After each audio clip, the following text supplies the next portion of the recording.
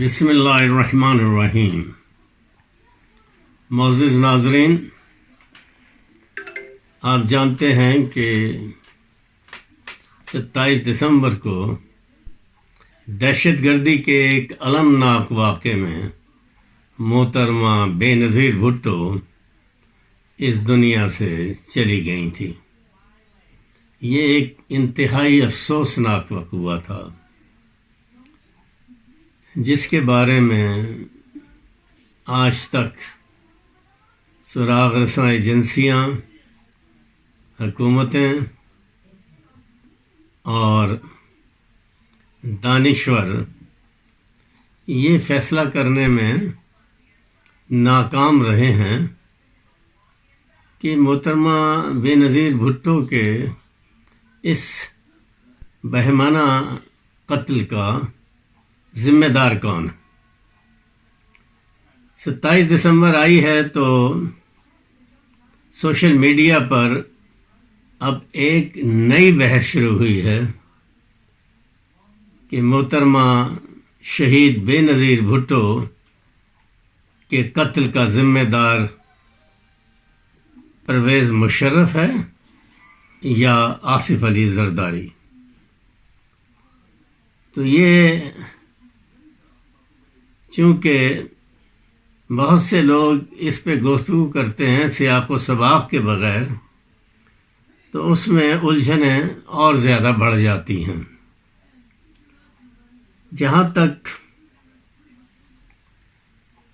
ہمارے آتش-e-گل چینل کا تعلق ہے، ہم اس میں غیر جانبداری سے کتابوں کے حوالے سے گفتگو کرتے ہیں کہ کتابوں میں کیا لکھا ہے اور اس شہید محترمہ کے قتل کا ذمہ دار کس کو دانشور کس کو سمجھتے ہیں۔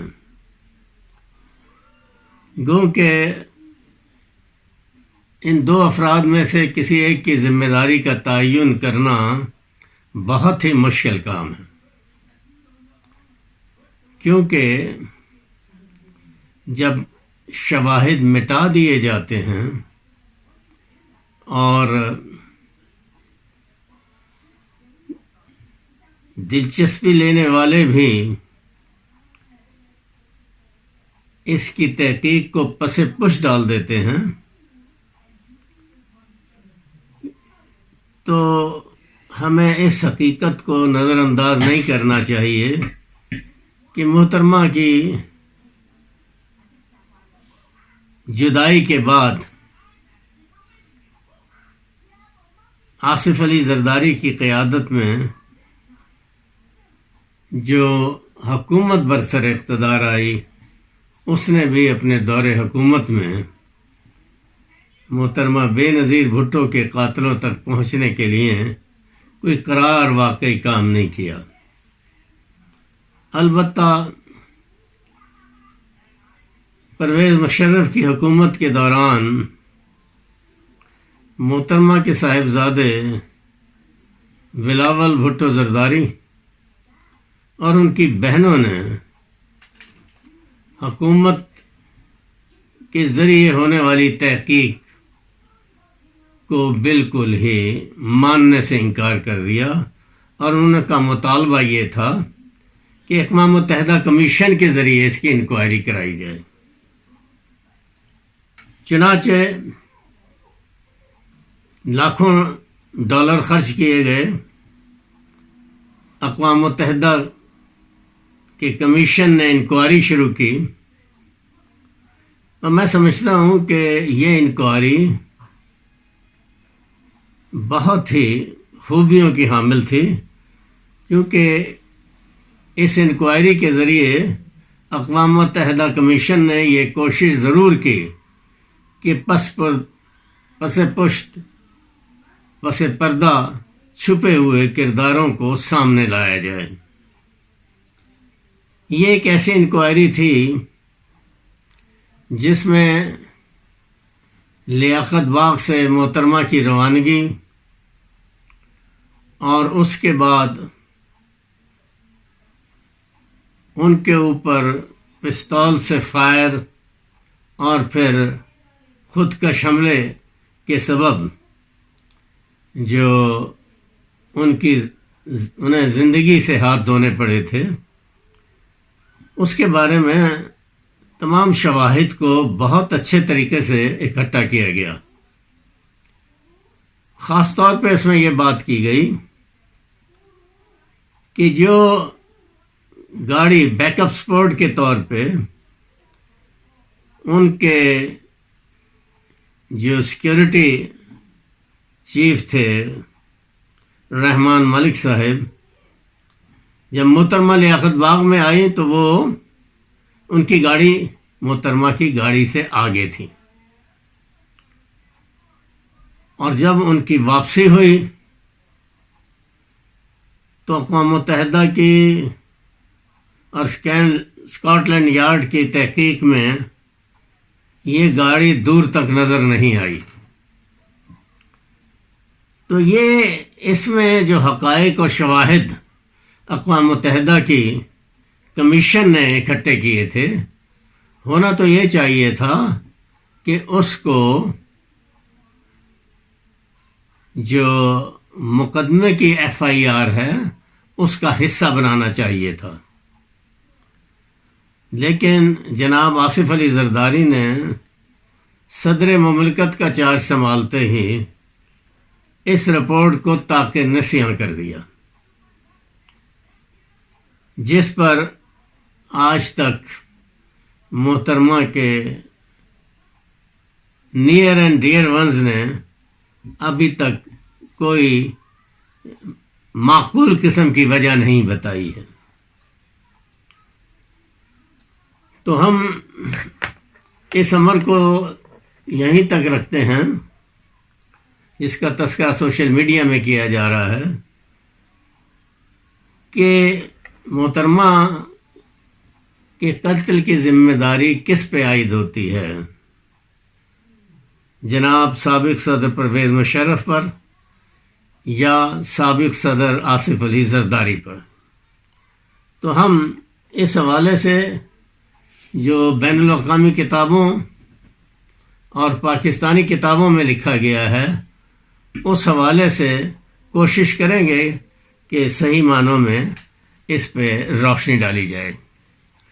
سب سے پہلے میں بات کروں گا محترمہ بےنظیر بھٹو کی اپنی کتاب بےنظیر بھٹو ریکنسیلیشن، جو ان کے فوت ہونے کے فوراً بعد شائع ہوئی. اس میں دو باتیں بہت اہم ہیں جو انہوں نے کہی ہیں. صفحہ 223 پہ وہ لکھتی ہیں، In 2000 I was asked to quit politics for 10 years in exchange for my husband's release and dropping of unproven charges against us. I refused. مزید وہ لکھتی ہیں، In 2002 I was rang up by my husband at my cousin Professor Ahmad Isfahani's house in California. High ISI officials were sitting with him in jail.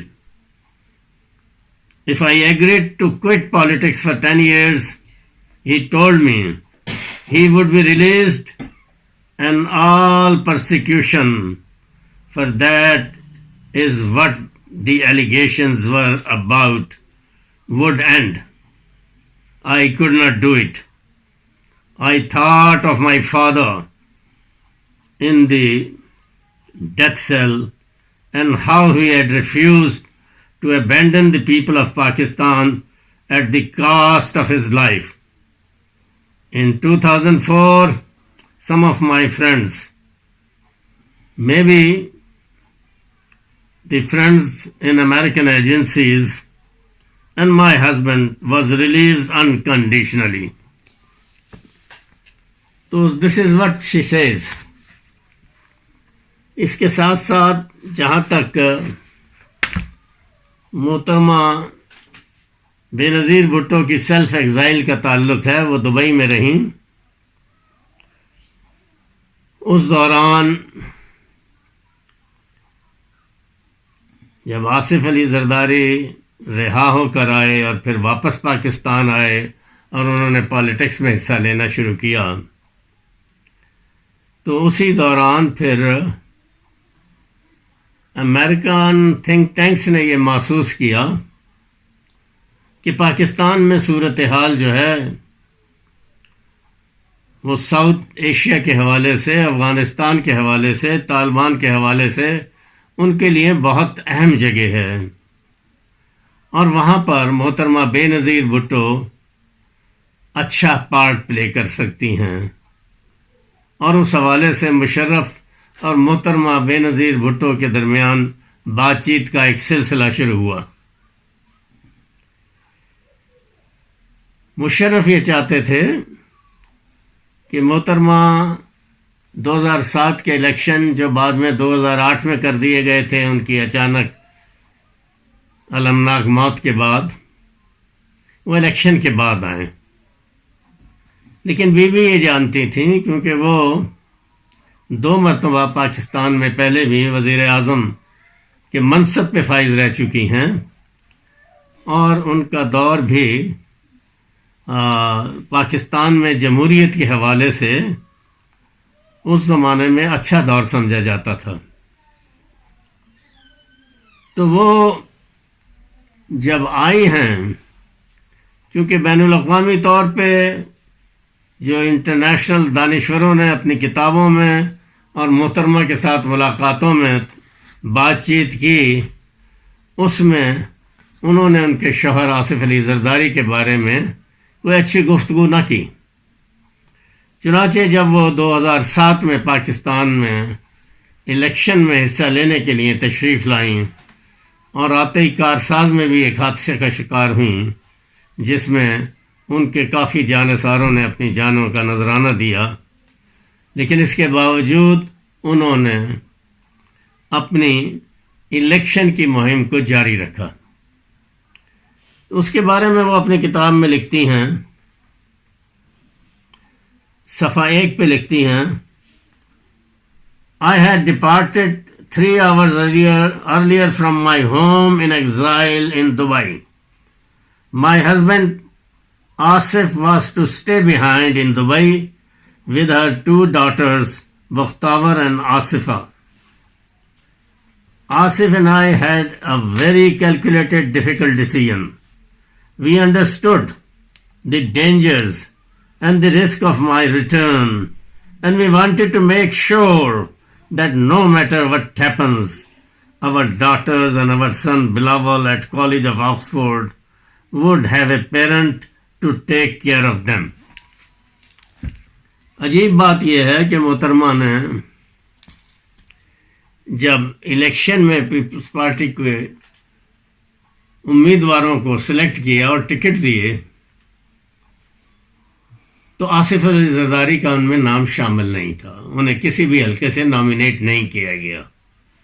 شاید اس کی وجہ وہ بین الاقوامی اثر ہو جس کے بارے میں جو امریکن رائٹر ہیں وہ بھی اپنی کتابوں میں لکھتے رہے ہیں.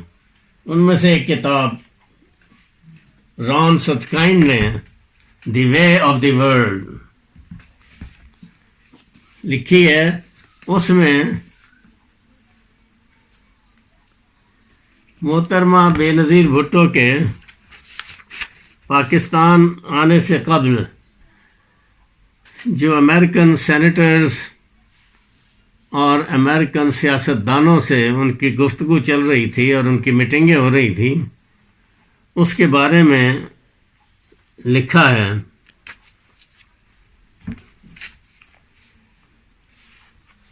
یہ صفحہ 209 پہ لکھتے ہیں، as narrative go there's none in the Muslim world to match that of the daughter of a slain leader, that is Zulfikar Ali Bhutto, who became Prime Minister only to be compromised by a corrupt husband. She loved, hated, envied, despised, but they can't take their eyes off her.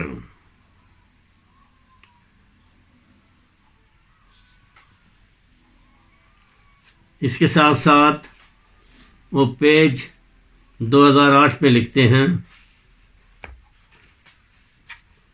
ان کی quality کے بارے میں. She can go on like this for hours and speak with special venom about someone she says is of immediate concern.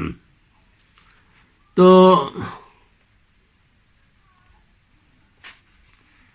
اس کے ساتھ ساتھ یہ جو writer ہیں امریکن رائٹر یہ لکھتے ہیں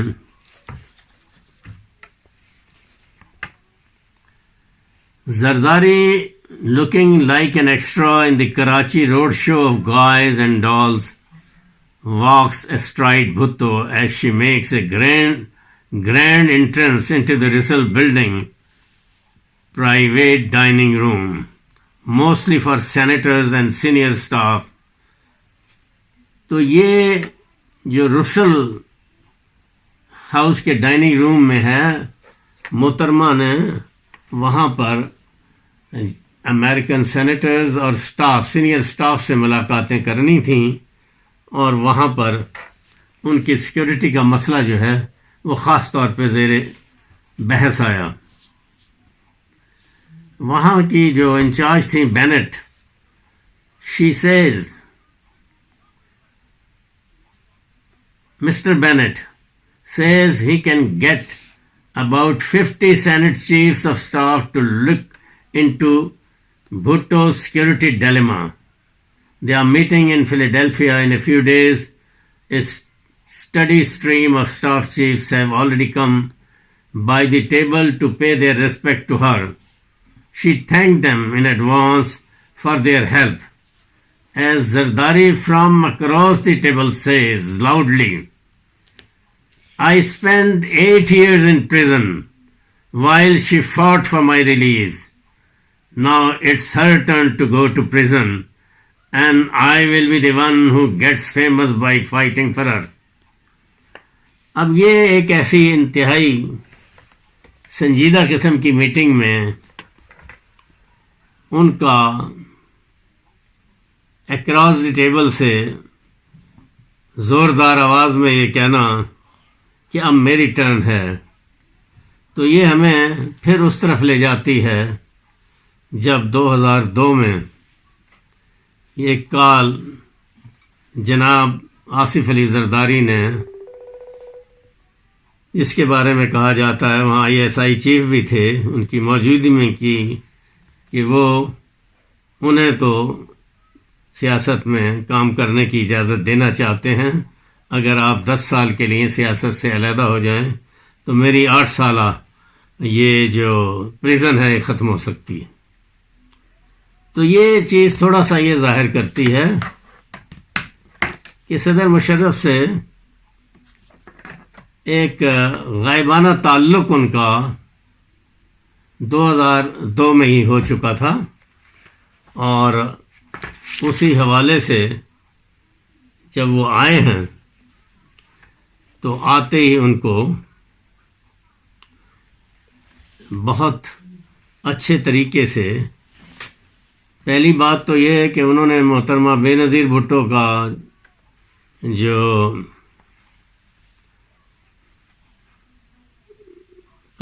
بعد از مرگ معائنہ ہوتا ہے اس کی اجازت نہیں دی، جبکہ ڈاکٹر مصدق جو سینئر فزیشین تھے اور ان کے ساتھ ایک اور سینئر ڈاکٹر اورنگزیب تھے، وہ چاہتے تھے کیونکہ انہیں دائیں جانب سر کے پاس ایک زخم کے علاوہ اور کچھ دیکھنے کو نہیں ملا تھا. انہوں نے کافی کوشش کی، ایک آپریشن کر کے تھوڑا سا دل کو بیدار کرنے کی بھی کوشش کی، لیکن ناکام رہی. تو وہ کہتے ہیں کہ وہ سارا ریکارڈ جو ہے وہ بھی غائب ہو گیا ہے میڈیکل کا ان کا، اور اس کے بارے میں میں بات کروں گا قیوم نظامی کی کتاب سے جس میں انہوں نے لکھا ہے. لیکن اس وقت جو اخبارات میں کچھ خبریں شائع ہوئی تھیں اس میں یہ کہا گیا تھا کہ ڈاکٹر مصدق کی طرف سے کہ انہوں نے پہلے بھی ایک ایسا کیس ملک سے باہر پوسٹنگ کے دوران دیکھا ہے جس میں لیزر گن استعمال ہوئی ہے. تو یہ مجھے لگتا ہے یہ بھی لیزر گن کے حوالے سے اس کی وہ بنتی ہے، لیکن اس پہ کچھ نہیں ہو سکا.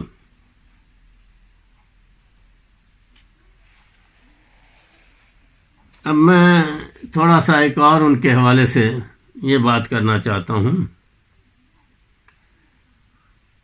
کہ مارک سیگل جو اس کتاب کو چھاپنے کے ذمہ دار بھی ہیں اور ان کے خاص دوست تھے اور ان کی آف شور کمپنیوں کو بھی وہ دیکھ بھال کر رہے تھے، Mark Siegel and Larry Wallace, Bhuttos American advisors have been working the problem with Blackwater.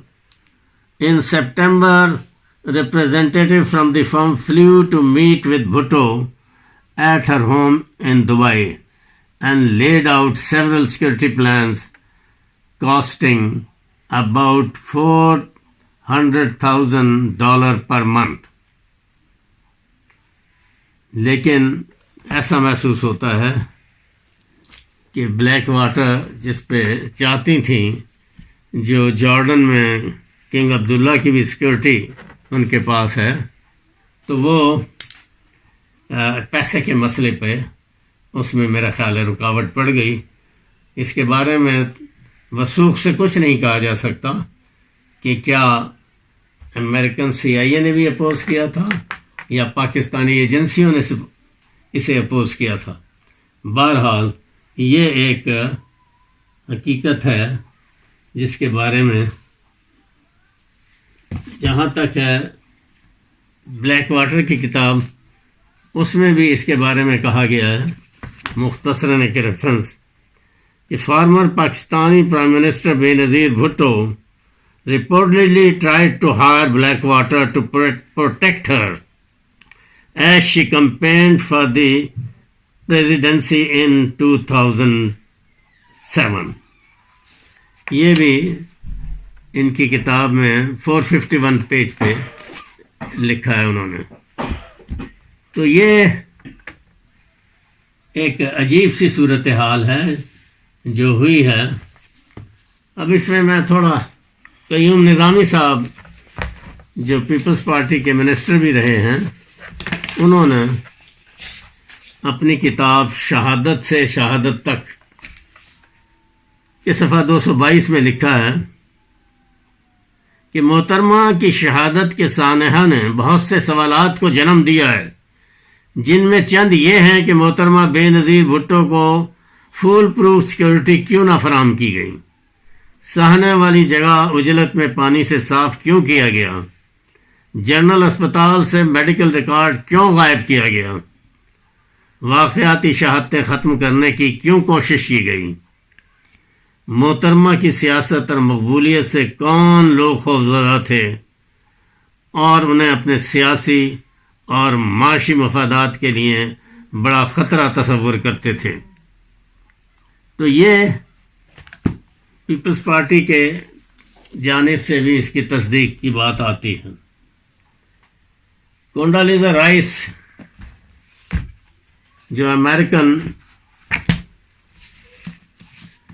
انہوں نے اپنی کتاب میں لکھا ہے کہ جب ان کو اطلاع ملی بےنظیر بھٹو کو ایک سہنے میں ہلاکت کی، تو انہوں نے لکھا ہے اپنے صفحہ 621 پر I got into my waiting car and experienced a feeling of deep sadness and emptiness. Benazir Bhutto's death was very bad news for Pakistan and for the United States. And for me, It was a personal blow. I did help Bhutto return to Pakistan in the hope that she would lead her country out of crisis. Now she was dead. It felt as if yet another chance for democratic and stable Pakistan had died with her. تو یہ بہت ساری چیزیں ہیں. ایک میں چھوٹا سا ریفرنس جو ہے سہیل رائس صاحب کی کتاب قاتل کون سے بھی پڑھ دیتا ہوں، کیونکہ ہمارے پاس تھوڑا وقت ہوتا ہے کم.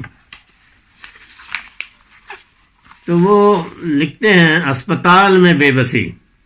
محترمہ بےنظیر بھٹو کو راولپنڈی جنرل اسپتال کی ایمرجنسی میں 5:35 پر ریسیو کیا گیا.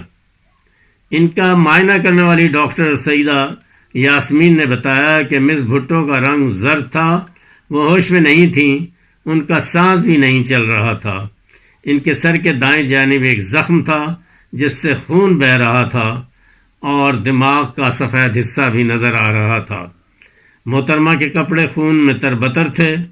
تھوڑی دیر میں سینئر رجسٹرار ڈاکٹر اورنگزیب بھی طبی امداد کے لیے پہنچ گئے. جب محترمہ کی سانس بحال نہ ہو سکی تو انہیں اوپر کی منزل پر آپریشن تھیٹر میں منتقل کر دیا گیا. دونوں ڈاکٹروں کو سر کے علاوہ کہیں کوئی زخم نہیں نظر آیا. 5:50 پر سینئر فزیشین ڈاکٹر مصدق بھی اسپتال میں آ گئے. سانس بحال نہ ہونے پر ڈاکٹر مصدق نے 5:57 پر سینے کے آپریشن کے ذریعے ہارٹ مساج کرنے کی کوشش کی، لیکن یہ کوشش بھی رائے گاہ گئی. 6:16 پر ڈاکٹر مصدق نے محترمہ کی موت کا اعلان کر دیا. تو یہ وہ صورتحال ہے جس میں جو صدر مشرف کی جانب سے اور آصف علی زرداری کی جانب سے دونوں کی طرف سے کوتاہی کا عمل بدستور نظر آتا ہے. لیکن اس کے بارے میں چونکہ پیپلز پارٹی نے حکومت آنے کے بعد اس کیس پہ بھی کوئی خاص دلچسپی نہیں لی اور وہ اپنی حکومت کو بنانے اور جناب نواز شریف کے ساتھ سمجھوتا کر کے مشترکہ طور پہ ایک ایسے عجیب منظرنامے میں داخل ہو گئے جس کا تذکرہ بہت سی کتابوں میں کرپشن کے حوالے سے آیا ہے.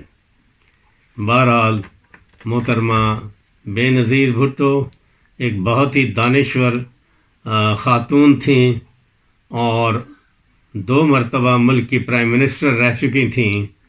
ان کی اس المناک کو افسوسناک ہی کہا جائے گا. بہت شکریہ.